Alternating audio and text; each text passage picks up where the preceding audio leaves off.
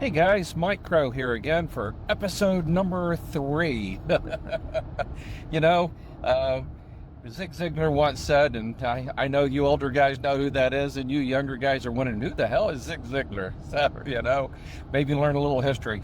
But, you know, uh, he once said anything worth doing is worth doing poorly at first until you can do it better. And I have always believed in that. And by the way, Walt Disney believed in that. I am amazed at how a lot of times people think Walt Disney is perfect or they get it all right, and we know they don't get it all right. That's like saying McDonald's gets every order right. That doesn't happen either. Though they do pretty good most of the time. I went out and ate with my dad today in a restaurant that we go to almost every day, and they didn't get my order right. It's amazing how we start thinking that somebody is perfect or that they're going to get it or they've got it, and then all of a sudden we realize, nope, don't take that for granted. Okay, so here's the thing: is today I want to continue our discussion that we had yesterday, that I started yesterday, and that was on price.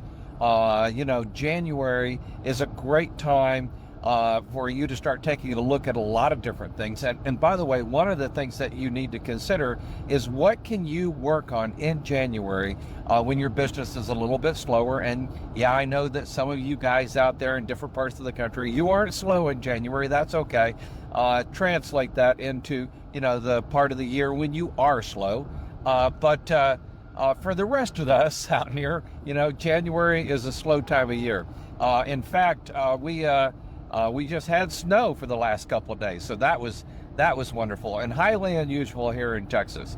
All right, but on the price thing, one of the things we talked about was making sure that you learn how to raise your prices. We talked about the formula to raise your prices: 3 times 90 times 2. So if you're booked out 3 days or more for 2 weeks straight, you need to be raising your prices at $10, $20, somewhere in that ballpark. If you're booking 90% for 2 weeks or more, so if you take every call in 2 weeks and you book 9 out of 10, your prices are too low. You should be really pushing yourself, stretching yourself. And a lot of inspectors this time of year, they are trying really hard to lower their prices, and so that they can get that job for January. I feel sorry for people that are that desperate, but that's part of the reason I'm here, and hopefully we can help with that. So let's talk about price some more. The truth is, I could probably talk about price alone for 2 or 3 hours, believe it or not. There's so much inside your price. And one of the big things is what we want to call price elasticity. How much can you charge without it affecting your business? One of the things I learned from Disney a few years ago, before the pandemic, was that Disney decided they wanted to try to lower the number of attendees in the park by 10%. Now, if you want to do less inspections, then one thing you can do is raise your prices until people say no.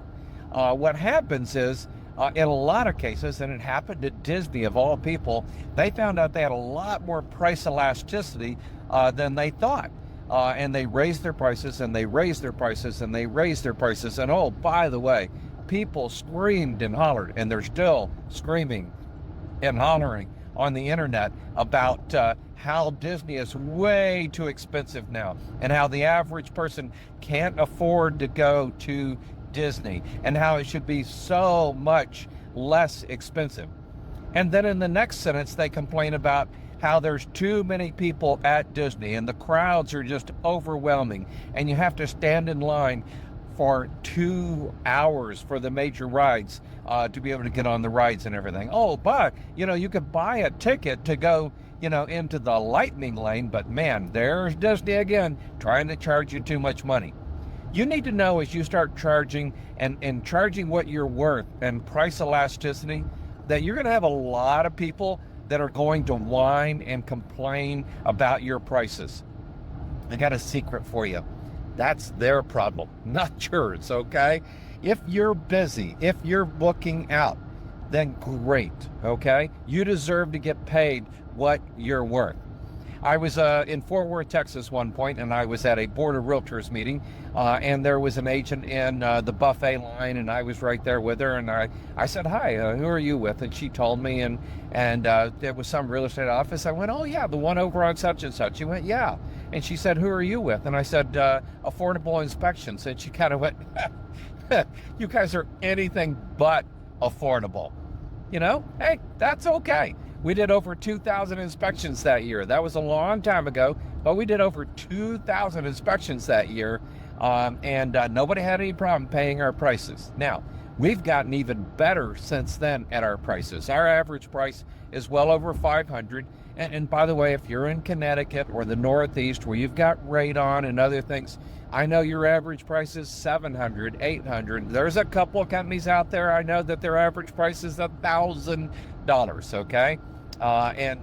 So I look forward to the day that our average price is $1,000 too. It's not right now. Our average price is around 500 plus for our inspections. And I'm pretty proud of that. I'm pretty happy with that. And we are always testing the price elasticity. So there's a couple of things that I want to tell you today to help you on your price, to help you make more per inspection. Because if I can help you make just $10 more per inspection, and you're like the average inspector out there, whoa, there we go, I hit a bump, sorry. If you're like the good average inspector out there, then you should be doing around 400 inspections a year as a single man operation.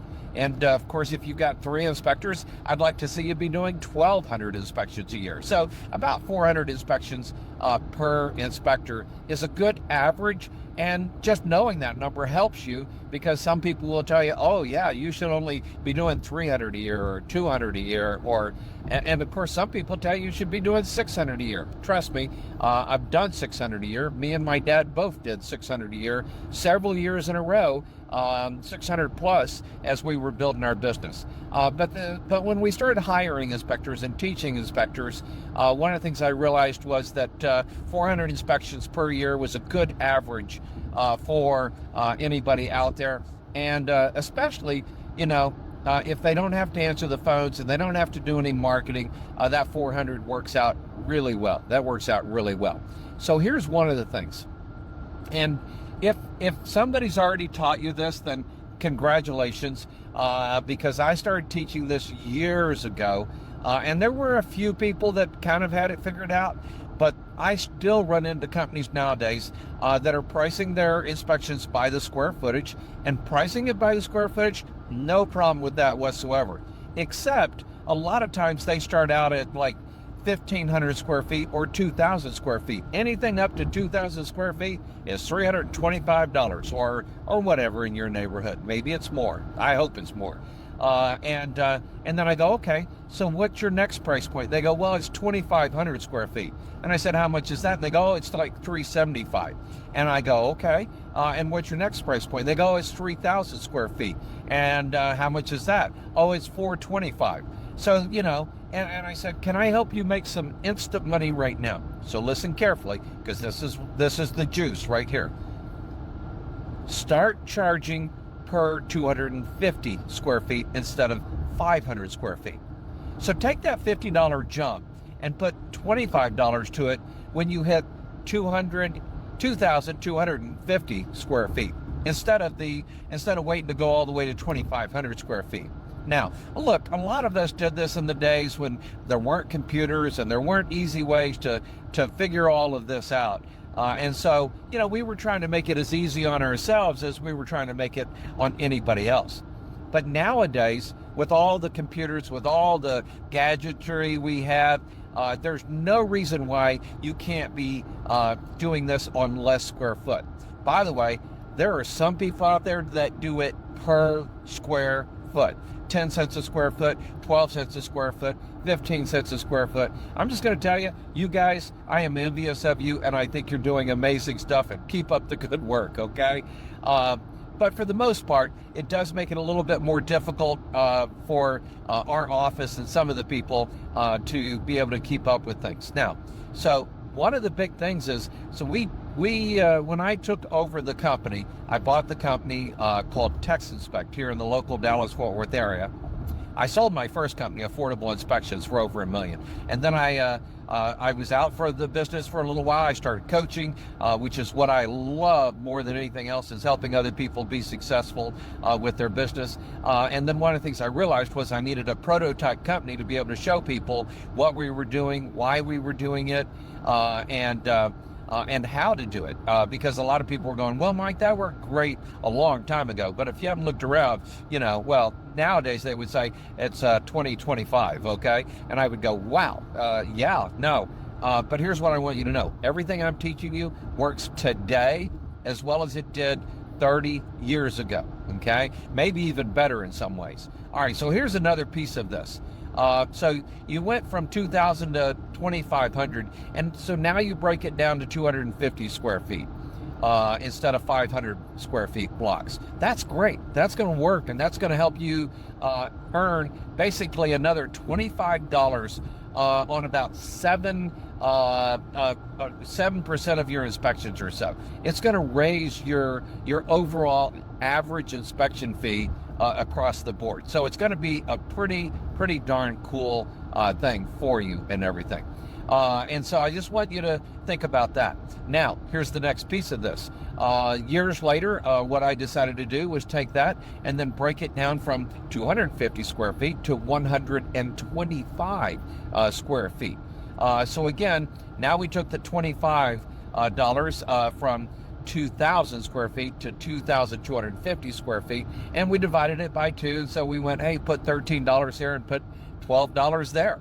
And so we did that as well. And again, we got an immediate boost. And at some point, I might break it down to as much as 25 square feet and put prices in place. Now, this does cause all kinds of little back end issues that you have to work your way through. However, it all makes you money once you get it done. And does it take more time to raise prices? Yeah, it probably does, but that's okay. You've got it, and you can make that work for you along those lines as well. So the square footage trick is one of the basics that I teach over and over and over again, and I find that people are still out there doing 500 square foot blocks. How about we stop that?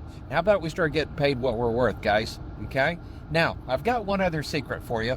I love to start at 1,000 square feet, not 2,000 square feet. And if you want to start lower than 1,000, then man, you go for it. I am all game for that. I think that is a wonderful thing. So, and I love to keep our prices. I know this is going to shock you, but listen to what I'm saying here. I love to keep our prices for under 1,000 square feet for less than $300. All right. Now, the reason I say that is because every time I go into a real estate office, they say, oh, one of the questions when we do a presentation is, hey, Mike, what's your prices? Well, our prices start at $297, and then it goes up based on square footage. Also, if you want a termite inspection or swimming pool or sprinkler inspection, then we can actually, then it'll be actually a little more. And they don't ask anymore. They've got that itch scratched, and they feel so good about that whole process. And so I love to keep it that way. And by the way, less than 1% of the houses that we inspect are under 1,000 square feet. It gives me a really good ability to be able to answer that price question at inspections, but it doesn't really cost me that much. And then we go up rapidly on the price based on square footage so that we do get paid what we need to do. Now, here's the other thing about this. Because inflation has been so bad in the last several years, our dollars just don't buy what they used to buy. And we now need to pay our employees a lot more than what we used to pay employees. I remember paying employees $10 an hour. Again, that ain't ever happening again, okay? So now we're paying, starting for someone in training like $15 an hour. I'm talking about a phone person. I'm not even talking about an inspector. An inspector makes a lot more than that. So there's a lot of things out there, and it's important for you to realize that your employees have to make more money too. They can't buy a dozen eggs today for what they used to be able to buy them for in the past. Now, I want to give you one more big secret on prices. One is you don't want your prices posted anywhere. If you post your prices, it's almost impossible for you to change them. And of course, you have a couple of people out there going, "Oh, can I get a price sheet?" Okay, the challenge is if you put a price sheet out there, you can even put something on the bottom that says, "Oh, these prices are subject to change without notice." You can do all that. I mean, but don't. Couple reasons. One is the number one reason someone picks up the phone to call you is to find out what your price is. Oh, and don't get mad about that. That's great. The number one reason they pick up the phone to call you is to go, "Hey, I just want to see what you charge for a home inspection." Now, it's your job at that point, not only to give them a price, but to schedule them, Get that on the books, okay? And we'll talk more about different ways to do that. In fact, we have a report out there at coachblueprint.com/9. That's the number 9 secrets. coachblueprint.com/9, the number 9 secrets, so that you can find out how to actually schedule more of the inspections that you take. And some of them is so simple. So, you may look at it and go, "Yeah, I do all that." The question is, do you do all 9 of them? Because if you'll do all 9 of them, I guarantee you're going to schedule a lot more inspections. Now, there's one more piece with all of this. Make your prices so that people can't memorize your prices. You don't want real estate agents or insurance companies or mortgage people going, "Oh yeah, their price is $400 for this and $425 for here and $450 for here." You don't want that. You want that real estate agent, your maven. You want that brokerage. You want the mortgage company, the insurance company to go, "Yeah, just call them and they can give you an exact price," which is what we tell people all the time. Just give us a call. We'll give you an exact price, because prices sometimes change based on what area that we're going to, or what other types of inspections that they may want at that time and everything. So here's the other big thing. Make your prices unusual prices. All right, make your inspection prices unusual. So we started out at $297, right? And we go up based on that. And then the next price might be $338. The next price after that might be $371. So there's no way that anybody's going to memorize what my prices are. I want them to call us. I want to be able to talk with them. Now, this goes back to what I said in episode 1, right? AATP. Always answer the phones. And if you can't answer it, make sure you have a great backup center that's answering the phone as well.